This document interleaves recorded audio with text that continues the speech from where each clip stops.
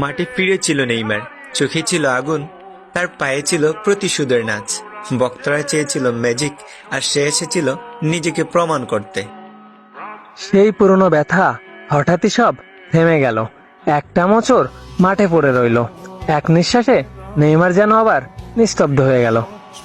ফেরার আগেই হারানো আলো, ছোঁয়ার আগেই আদার টেনে নেয়। এই তো এসেছিল শুরু করতে, তবুও কপাল যেন হারি দিয়েই বসে আছে। ইনজুরি আবারও হাত রাখলো তার কাঁধে। স্তব্ধ হয়ে যাওয়া মুহূর্ত, গ্যালারি চুপ, স্ক্রিনে মানুষ থমকে যায়, দেখে না যাওয়া চোখে জল জমে। সবার মনে একটাই প্রশ্ন, আবার সে পড়ে গেল। শরীর ভাঙে, স্বপ্ন নয়। ইনজুরি শুধু শরীর ভাঙে, স্বপ্নগুলো কিন্তু এখনো অটুট। তাকে থামানো যায় না, কারণ সে জানে কিভাবে ফিরে আসতে হয়। নেইমার মানেই লড়াকু গল্প।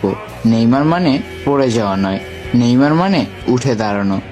যতবার মাঠ ছেড়ে যেতে হয়েছে, তার চাইতে বেশি ফিরে এসেছে সে।